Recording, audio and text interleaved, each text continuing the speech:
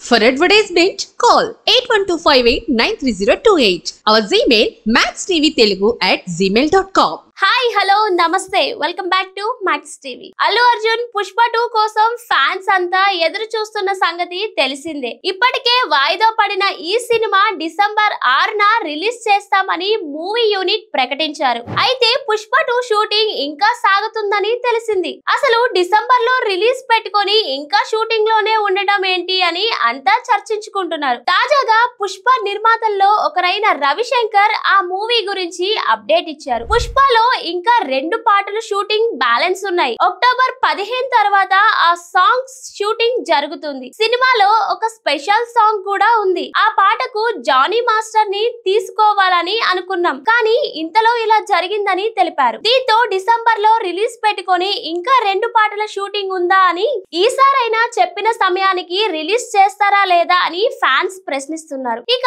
Johnny master వివాదం గురించి రవిశంకర్ వివరించారు. మాకు తెలిసిన సమాచారం వరకు అది వాళ్ళ వ్యక్తిగత విషయమని, వాటిపై మనం కామెంట్స్ చేయకూడదని చెప్పారు. ఆ మహిళా కొరియోగ్రాఫర్ పుష్ప 2 సినిమాకు అడిషనల్ కొరియోగ్రాఫర్ గా పనిచేసింది. అన్ని పాటలకు తీసుకున్నాం. ఆల్రెడీ చేసిన వాటికి పనిచేసింది. గతంలో వచ్చిన పాటలకు ఆమె పేరు కూడా ఉంది. జానీ మాస్టర్ తో స్పెషల్ సాంగ్ చేయాలనుకున్నాం, కానీ ఇంతలో ఈ వివాదం మొదలైందని పుష్ప నిర్మాతల్లో ఒకరైన రవిశంకర్ తెలిపారు. మరికొన్ని మూవీ అప్డేట్స్ కోసం చూస్తూనే ఉండండి మ్యాక్స్ టీవీ. Thank you.